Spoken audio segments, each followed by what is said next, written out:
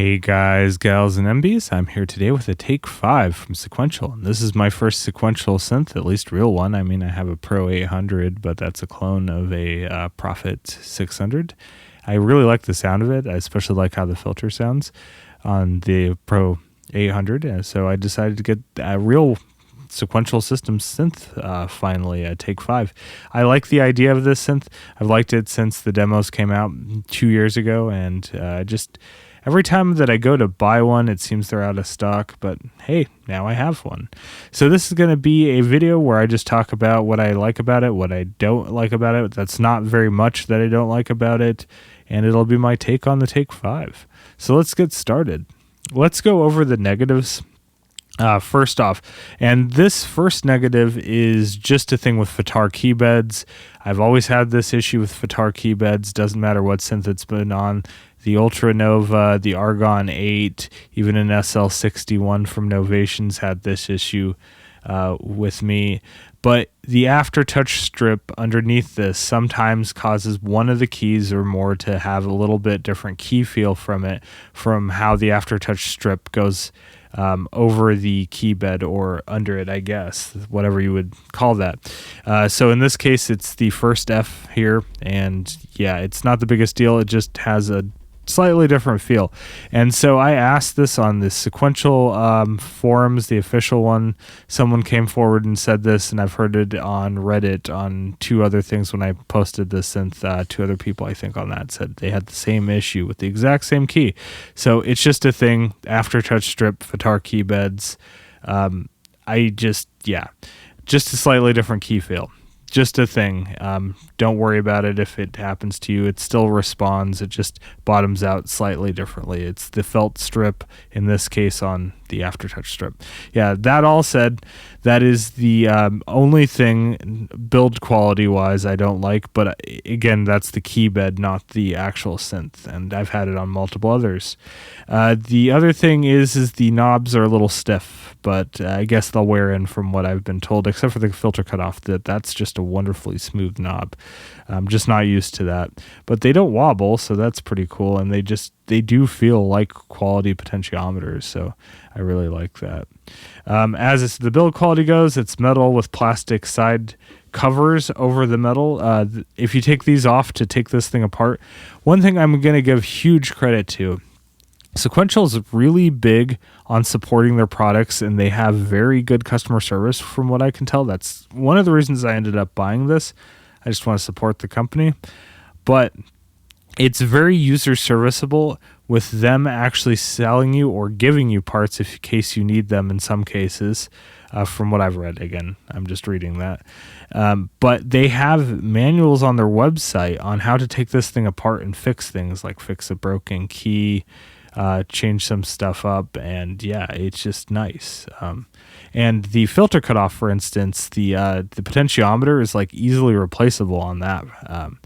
It's not even a solder point. It's like a little edge connector, not edge connector, but like a socketed connector. So really cool that it is a very repairable synth, and they just made it easy to do. So yeah, onto the things and the reason I really bought it. Obviously, the sound you heard from the opening has a very great sounding filter. I used a lot of filter resonance with that. This has Q compensation, so if you have a lot of resonance, the bass doesn't drop out, which is really cool. That's not akin to other Sequential synths. Prophets usually lose bass. It's like a Moog, where the ladder filter on the Moog, they're not ladder filters on this. I don't think it's a ladder filter. It's an SEM filter, isn't it? I think so. Either way, but it's like I'm saying Moog has the same problem. You lose a lot of bass when you turn up resonance, and this doesn't. So fantastic. Already off to a good start.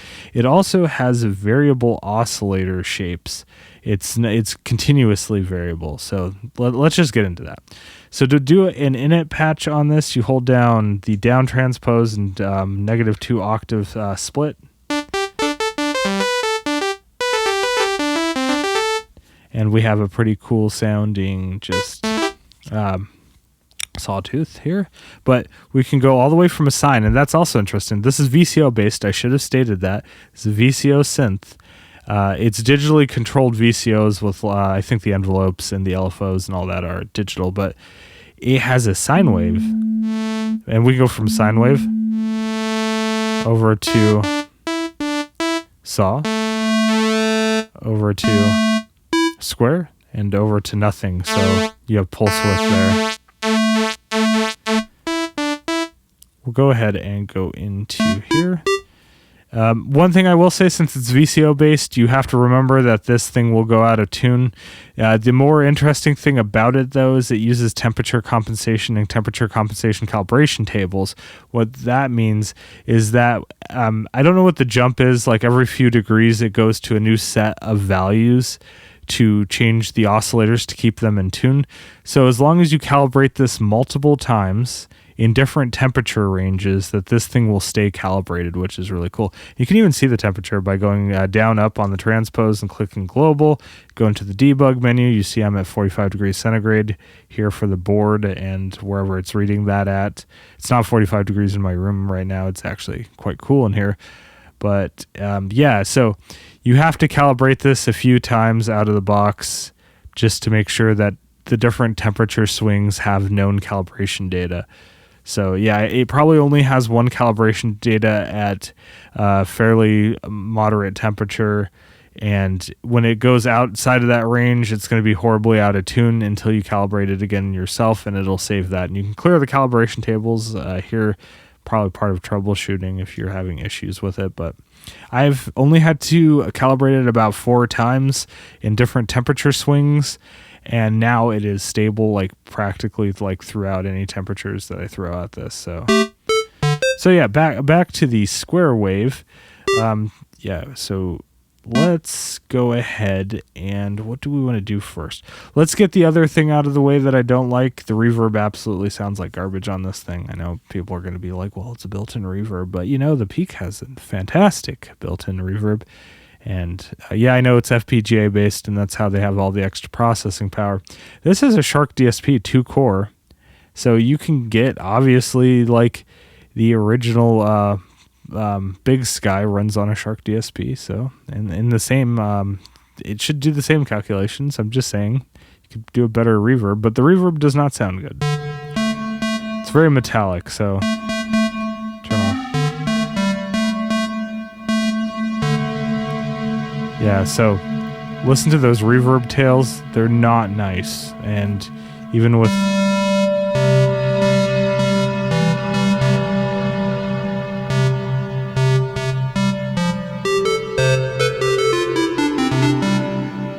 Yeah, I don't like it. You can't... I can't get a personal reverb tone out of it that I really like. So that's the other thing. The effects are weak on this thing. And the delays are okay, but you can't have 2 delays go, or you can't have like a chorus and a delay going at the same time. You can only have a separate effect and reverb. You can't control anything else on the reverb. You can't make it a different effect. So I can't have a chorus go into a delay, for instance, which is kind of sad.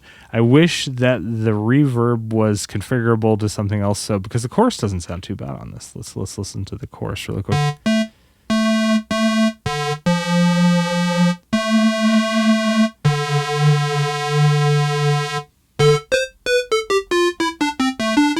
Nice stereo chorus, but we'll come back to that later. So by default, you don't have any voice spread. Let's go over the cool thing you can do here. One of the features that I found very interesting in the source assign. So this has a very complex mod matrix, and one of the sources you have is the voice spread. And since this has 5 VCOs, the way it handles those is every next note is a different oscillator, so it'll keep going in a circle and picking a different oscillator every time. What we can do with that is if we set the voice spread so every new note will be a different parameter, we can set that to panning, and we can get a really cool wide panned sound. So let's go to panning. Where is panning? Panning, there we go. And let's turn this up to 100% or 100 on the depth, because it goes up to 127. So yeah, 8-bit value, but so we'll do 100 here, and you'll hear, as long as you're listening to this in stereo,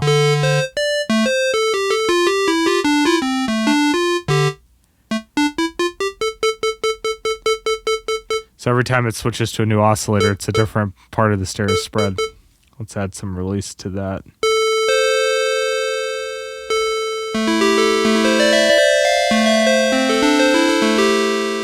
Let's go ahead and actually hear how nice the filter sounds with the Plex sound. We'll turn the filter all the way down. We'll do the envelope routing, so the filter and amp are controlled by envelope 2 here.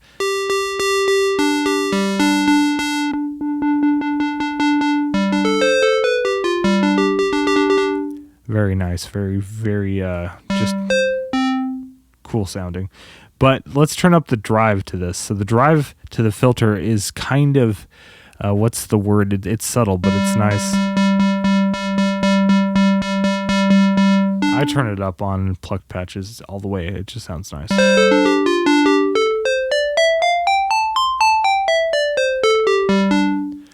Let's go ahead and add a little bit of delay to that. We're going to use the BBD delay. We'll turn the time here. We'll turn the depth to about here, and we'll turn the feedback to. That's too much feedback. Let's add less time.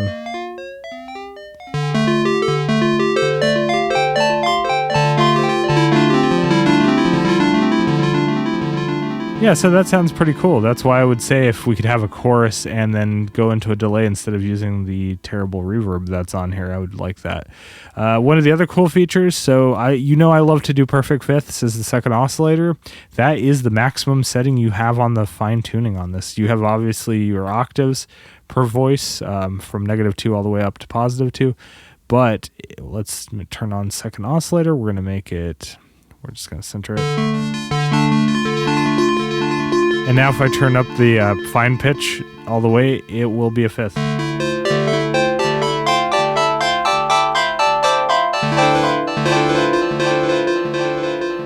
So very, very cool. Yeah, I like that. I don't really generally use any other weird intervals like past a perfect fifth. Is there anything past a perfect fifth in general tunings, just in your standard intonations? I don't know. Probably, but fifth is cool as the max setting, and then if you need to go up an octave, you just obviously use the octave instead of the fine control, so it's awesome. The other thing that I like, I'm turning the pitches back to normal with 2 oscillators so you could really hear it, but it has a vintage knob, and this turns the tunings off on each voice just slightly. So if you turn it all the way up, it's very noticeable. Let's turn off the effects. Let's turn off the tuning or the panning as well, so you can just hear that in the center spread.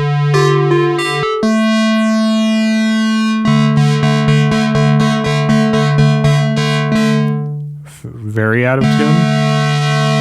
Only slightly out of tune. Add some warmth. I like it around there. It's very noticeable on the sawtooth.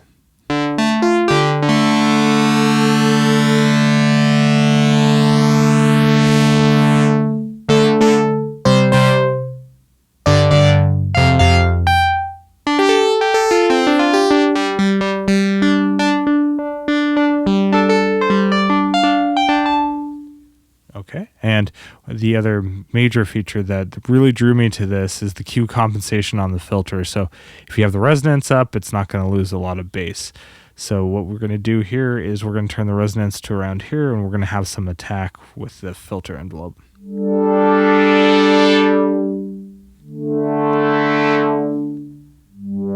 Let's go down an octave. You don't lose much bottom end.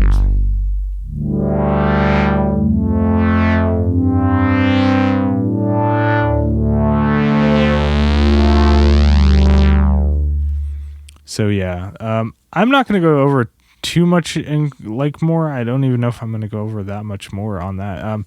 The variable shape obviously is a mod destination, so you can use an LFO to do that. And one of the cool things you can do with the mod matrix on this, it's very easy to set up an LFO. You only have 2 LFOs, but if I want to control the shape, let's just use oscillator 1, and I just hold down destination here on the LFO, And then I turn this, and now it is now set to wave shape. I can set up the amount.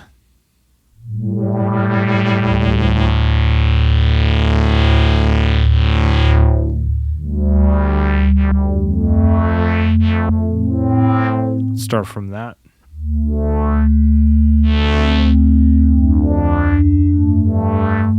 Very nice for making pads. Let's go back to source assign, and what we're going to do is we're going to go back to mod slot 1 to the voice spread, and we're going to add the panning back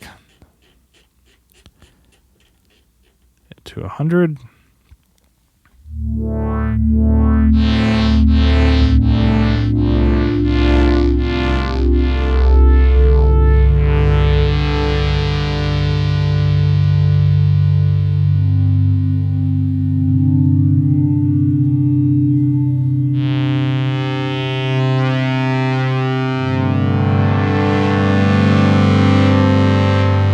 Yeah, so that sounds really cool. Yeah, very interesting too. Again, with the VCOs having a sine wave available is really, really interesting to me. Another thing is something that's very uncommon, since Mod Matrix is very powerful on this. For an analog synth, you can use the noise as a modulation source, which is one thing I absolutely love to do. So let's actually try that. We're gonna go to slot 2. We're gonna go, where is it? Noise. We're going to change it. 20 is fine. We'll go ahead and change that to the octave control. No, we can go fine. Turn it up.